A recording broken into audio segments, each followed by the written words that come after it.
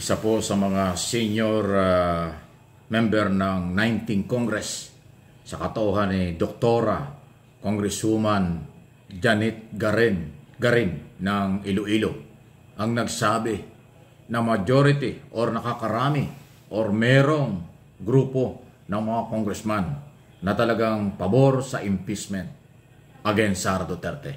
Ang problema lang ay panahon o yung oras. Kasi nga po, patapos na ang 19th Congress at mag-i-eleksyon na. Pakinggan natin itong ilang paliwanag dito. Tingnan natin kung marinig natin. Sa pananaw ko, getting the 1/3 vote for the impeachment might really be highly possible. Why? Kasi aware yung karamihan ng mga kongresista dun sa mga usapin as to the basis ng mga complaints. However, andun din kasi yung legal question na di ba syempre magtatapos ang Kongreso, mag-e-eleksyon.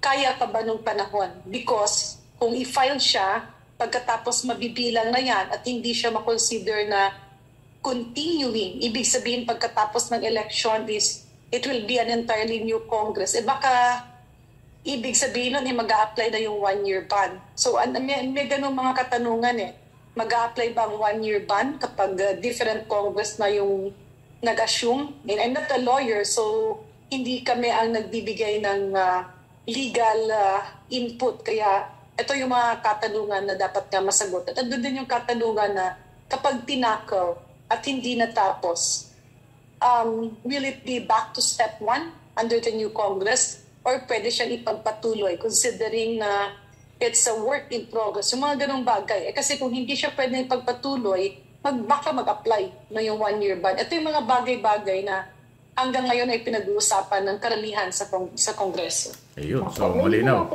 Malinaw po yung sinasabi. At yung 1/3, kasi pag sinabing majority, sabihin ay 50% plus 1. Di ba, ilan ba ang congressman? 300 mahigit. So mahigit na 150, 160 ang majority. Pero sinasabi ito, 1/3 lang. 103.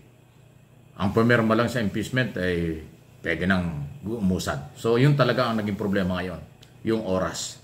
Kasi ganito, hindi naman tayo nagmamarunong sa ating pagkakaalam. Pag yung impeachment ay nanatili sa Secretary General's Office kay Velasco at hindi nakarating sa Speaker, hindi nakarating sa Committee on Rules at Majority Leader, hindi pa pwede sigurong i-apply yung 1-year ban kung kailan nag-umpisa yan.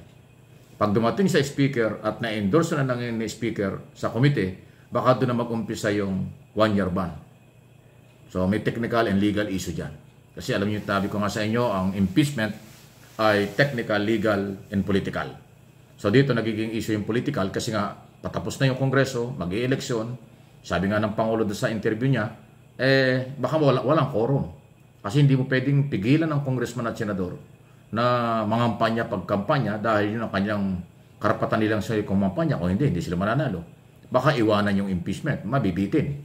So, ayan po yun. So, ang lumalabas ngayon, ayon sa isa sa mga senior, kasi tinuturing ko ng senior congresswoman si Garin, matagal ng kongresista yan. Okay? Aware sila. Aware ang mga congressman sa mga ebidensya. Aware ang mga congressman sa kung anong nangyari sa paggamit ng pera ng Department of Education at Vice President Sara Duterte. Dahil talagang sa Kongreso pumutok yan.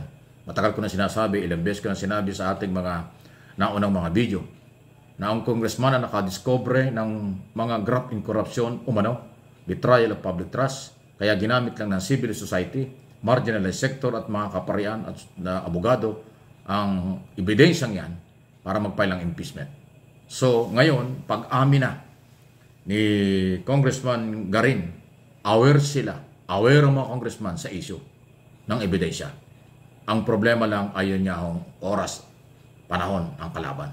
So sana intindihin natin yan. Naintindihin ko rin dahil inuulit ko, kahit na gaanong galing ang congressman at senador kapag kampanya na, iiwanan talaga yung trabaho. Kasi pag hindi sila kumampanya, matatalo sila. Nakataya yung kanilang political career sa eleksyon. Lalo ni mga congressman, magiging prosecutor ang congressman ay yung mga prosecutor congressman kung re-electionist ay kung busy sa impeachment, hindi sila nangampanya, hindi sila nagbalik ng distrito, ay talo yan sa eleksyon ng kailang kalaban. Kasi yung kalaban nila, 24 hours nakakampanya. Ganun po yun eh. Yun mo inibigyan ng malaking consideration.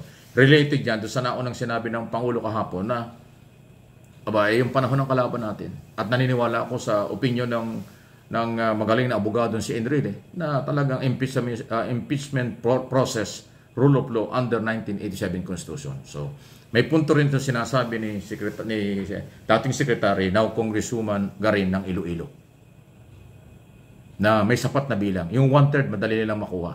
Kaya lang, pagkatapos makuha yun, hanggang saan aabutin. Ayan. So, sa iyo kung maintindihan ito ng mga complainant, ako nung una, ang tingin ko may kaya pang gawin. Magaling sa Kongreso at madala sa Senado. Pero ang problema nga nila ay yung baka walang pumasok sa trial. Mahirap yan pag walang trial. Mabibitin. So ngayon, ang mahalaga, pag-amin ni Garin at pag-amin din ni Pangulong Marcos na tama ang proseso at sabi ni Garin, aware sila sa ebidensya, matibay ng basihan niya sa side ng mga complainant. May pag-asa kayo. Yung mga nag-file ng impeachment, may pag-asa kayo dahil alam pala ng Kongreso ang kanilang trabaho at saka yung ebidensyang na-discover. Dahil kung yung mga gunita doon sa mga hearing, lalo sa Blue Ribbon Committee, yung Good Government and Public Accountability, ni Congressman Joel Choa, ay doon talaga lumabas yung issue ng drama-drama pa nga na nakakalulang 4 na beses na 125 million winidraw sa bangko, tapos nung ma-withdraw cash, nawala na yung pera. 3 beses nag-withdraw ng 37 million doon sa Land Bank, sa Department of Education compound, nawala rin yung pera. Di ba? Pera ng bayan yan. Yun, malinaw na graph ng corruption yun. Na-withdraw ng kanong kalaki. Sipin mo, 4 na beses kang mag-withdraw ng 125 million cash. Paano na ibigay ng Land Bank yan? Tapos nung ma-withdraw na iton over lang sa military na aid ni Sara Duterte at nawala na yung pera. Ngayon, sinasabi nila napunta kay Piatos, napunta kay Villame, napunta kay kanina. Di ba? Puro kalokohan. So malinaw na malinaw. Pera ng bayan yun. Kaya ang lahat ng Pilipino ay complainant dyan sa perang nawawalang yan. Lahat ng Pilipino may karapatang magreklamo, magtanong saan mo dinalang pera. Hindi may paliwanag. Kaya betrayal of public trust yan. Talagang matibay na matibay sa sikat na matikat. Maliwanag pa sa sikat ng araw. Yan hong paglabag na yan, pang-aabuso sa pera. Isipin mo, yung 4 na 125 million, di ba kalahating billion yun? 500 million? Sunod-sunod na naikas nila. Nilagay daw sa malaking mga maleta o bag. Tapos nung madala sa opisina, itinun-over dun sa mga opisan na bodyguard ni Sara Duterte, nawala na yung pera. Tapos kung sino-sino lang ang sinasabing gumamit, kung sino-sino yung nakatumanggap ng binigyan ng acknowledgement receipt na mga hindi naman pala tao. Napakatindi po ng betrayal dyan. Napakatindi po corruption yan. At saka yung sobre, 50,000 bawat isa sa mga tataas na opisyalis ng DepEd ng siyang sekretary. Inamin ni Undersecretary Mercado, siyam na sobre na 50,000 ang kanya natanggap noong 2023. Galing sa Office of the Vice President and Secretary. Corruption yan. At yung pagsisinungaling ng kanyang mga opisyal, na pagtatago, dahil hindi nga nila malaman, biglang nagkakasakit, nung tinatanong at naiipit na, saan dinala yung pera. Buhay na buhay po ang ebidensya. Alam ng Kongreso yan. Panahon lang talaga ang kalaban. Kasi nga ako mag-i-eleksyon. Ewan ko, sana maintindihan nyo. Ako, naiintindihan ko, mahirap talaga ang kalaban ng panahon. Kung walang oras, anong gagawin natin? Pero ang ebidensya, paniniwala ng Kongreso at ng ating mga mamayang Pilipino, lalo na may-ari ng pera, iisa. May pang-aabuso. May dapat ipaliwanag.